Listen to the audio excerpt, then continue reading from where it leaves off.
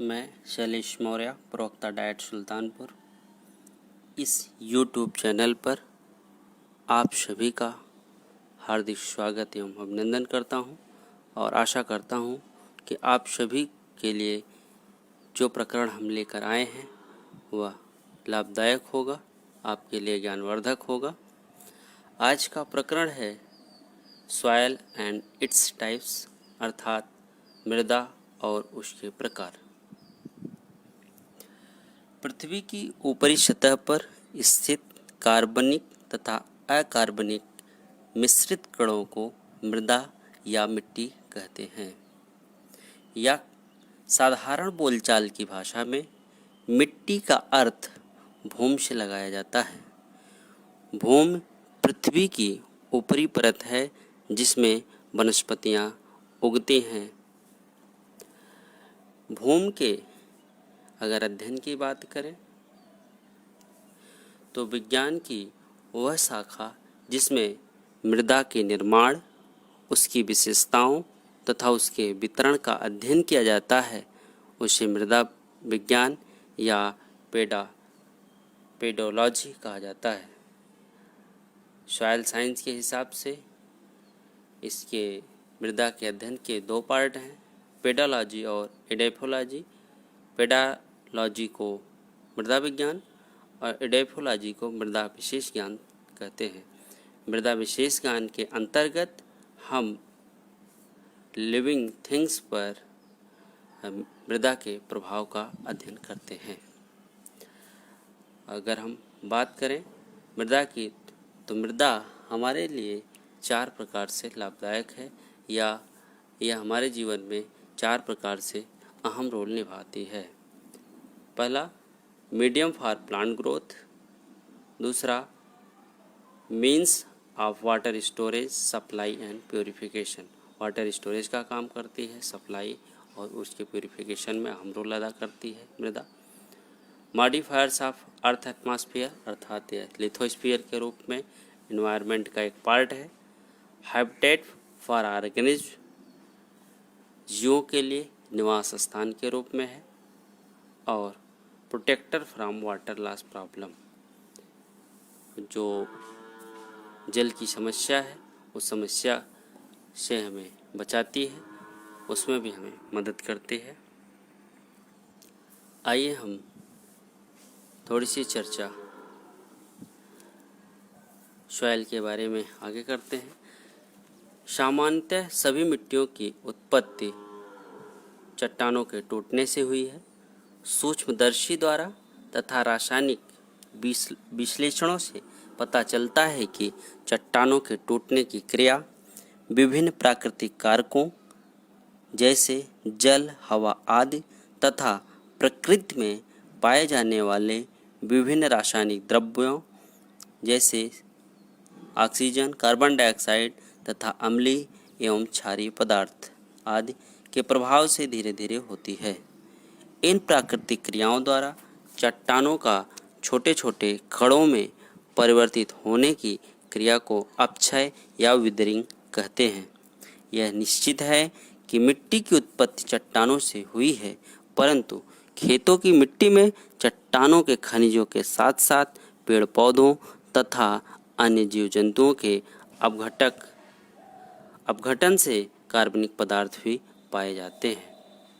अब चलते हैं, हम बात करते हैं सॉइल प्रोफाइल। सॉइल प्रोफाइल, जैसा कि हम सभी जानते हैं कि मृदा जो मिट्टी है वह कई स्तरों से स्तरित होती है, कई बनी होती है। जैसे कि हम जानते हैं जब चट्टानों से मिट्टी टूटती है तो इसकी एक परत जमा होती है, अगले वर्ष अगर फिर टूटी तो दूसरे परत के रूप में जमा हो जाती है। इस तरह कई परतों में होती है।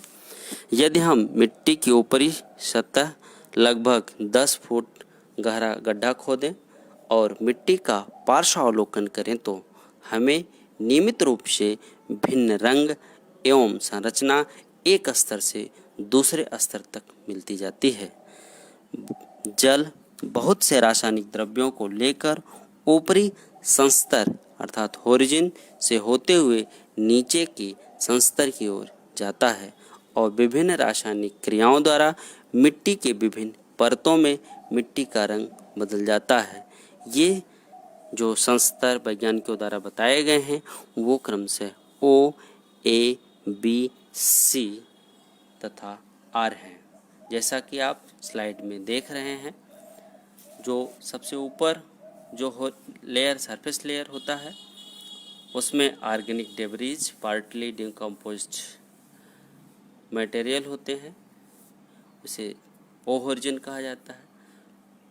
टॉप सॉयल जो सबसे ऊपरी लेयर के बाद जो मुख्य लेयर होती है पौधों के लिए जो बहुत लाभदायक होती है, जिसमें मिनरल पार्टिकल्स ऑर्गेनिक मटेरियल से मिक्स्ड होते हैं।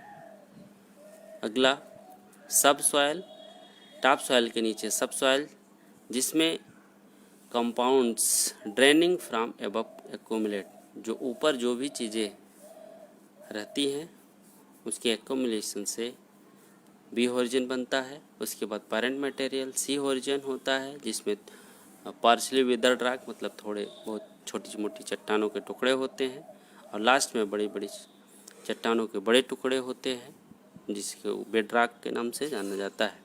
जब हम ऊपर से नीचे की तरफ आते हैं तो टेम्परेचर बढ़ता जाता है।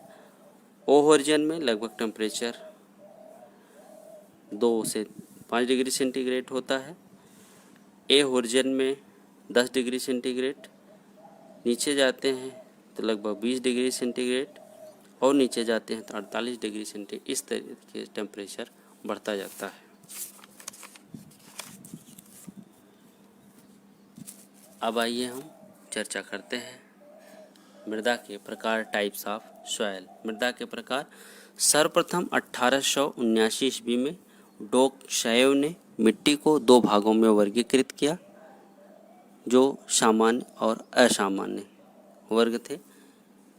लेकिन भारत की मिट्टी को मुख्यतः 5 वर्गों में विभाजित किया गया: जलोढ़ मिट्टी, एलुवियल सॉयल, काली मिट्टी, ब्लैक सॉयल, लाल मिट्टी, रेड सॉयल, लैटेराइट सॉयल और डिजर्ट सॉयल, जिसे मरु मिट्टी या शुष्क मिट्टी भी कहते हैं।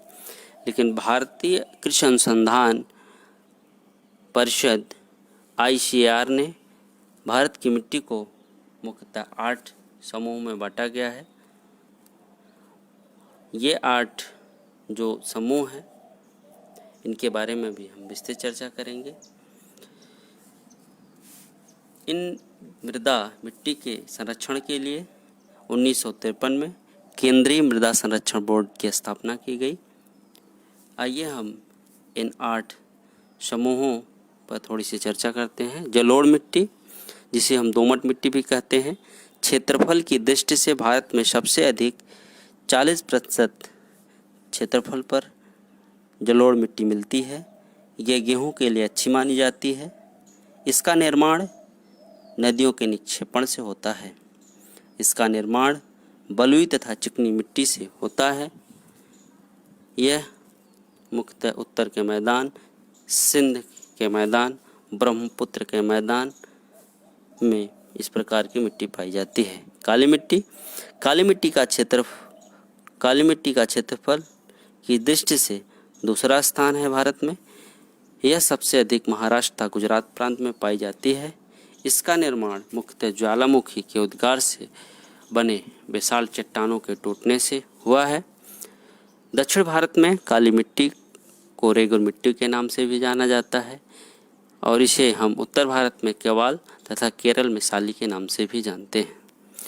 काली मिट्टी कपास के लिए उत्तम मानी जाती है, और ऐसा माना जाता है कि आयरन की अधिकता के कारण ये मिट्टी काली होती है। लाल मिट्टी, क्षेत्रफल की दृष्टि से लाल मिट्टी का तीसरा स्थान है। इसका निर्माण ग्रेनाइट चट्टानों के टूटने से हुआ है। सबसे अधिक लाल मिट्टी तमिलनाडु राज्य में पाई जाती है। आयरन ऑक्साइड की अधिकता के कारण यह लाल दिखाई देती है।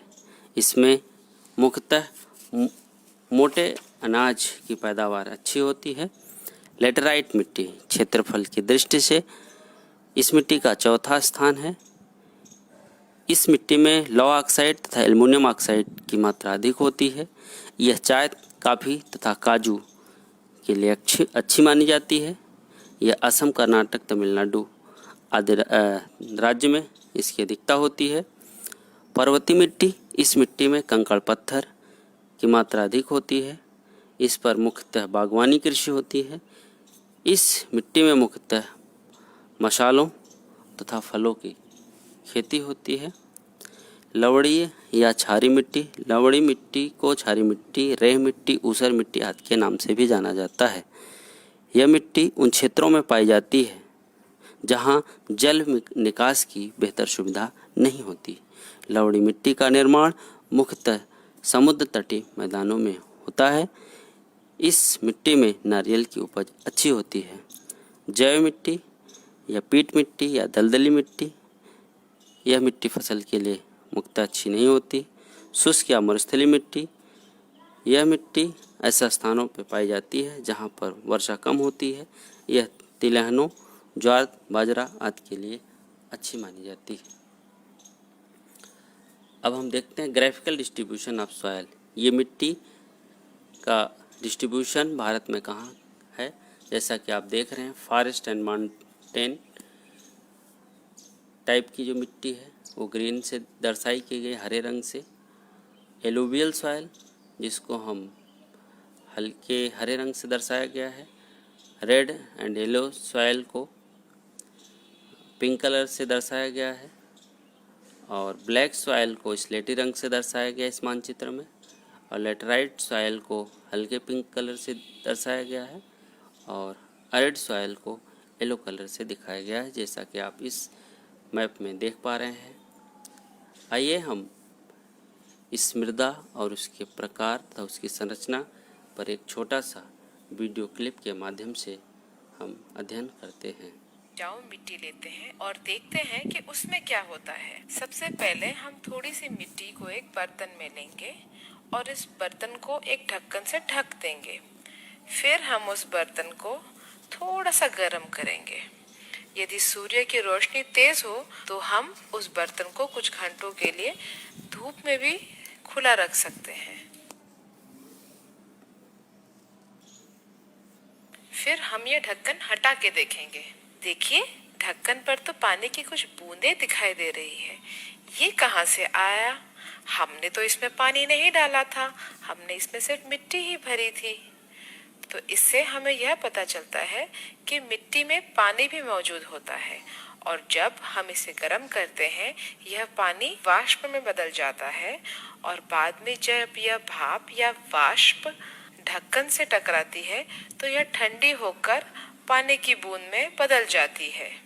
तो अब आपको पता चला बच्चों कि मिट्टी में पानी होता है जिससे कि पौधे अपनी जड़ों को अवशोषित करते हैं। अब हम थोड़ी सी मिट्टी को एक बर्तन में डालेंगे और इसके ऊपर पानी डालेंगे। देखिए, इसमें कुछ पानी के बुलबुलें उठ रही हैं। इसका मतलब क्या हुआ? बिल्कुल सही, इससे यह पता चलता है कि मिट्टी में हवा भी मौजूद होती है। जब हम इसमें पानी डालते हैं, मिट्टी के कणों के बीच जो जगह खाली होती है उसमें हवा मौजूद होती है और ये ही हवा बुलबुलों के रूप में बाहर निकलती है।